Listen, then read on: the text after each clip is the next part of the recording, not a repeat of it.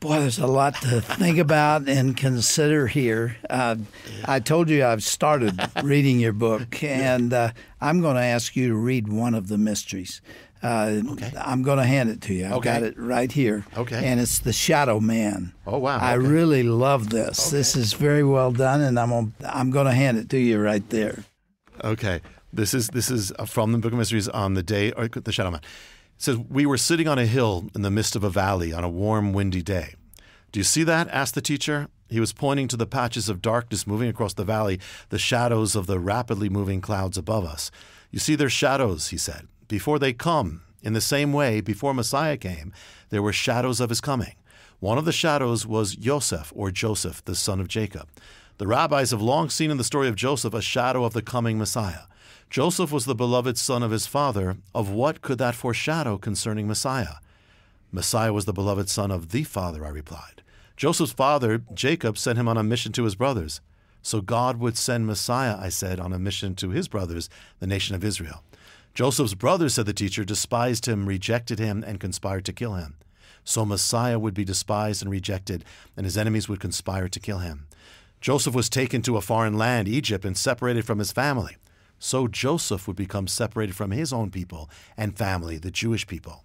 Joseph was falsely accused and, though innocent, was arrested and taken to prison, suffering for the sins of others.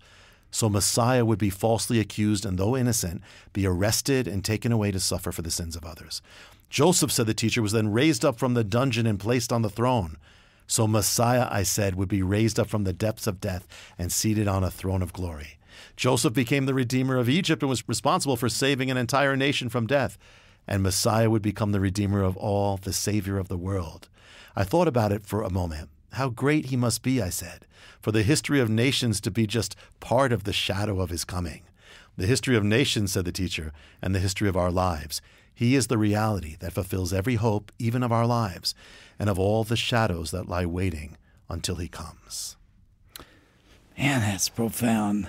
If I can put it into other words, unless the sun is directly overhead, a shadow is going to arrive before That's right. the actual cloud arrives. Yes. All right. And in that way, the scriptures, the Old Testament, provides a shadow of Christ coming. Yes.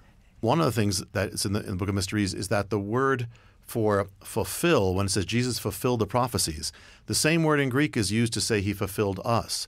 So in a sense, our whole life is like a shadow that's waiting for the fulfillment. It's like a Hebrew prophecy that's empty until he comes into our life.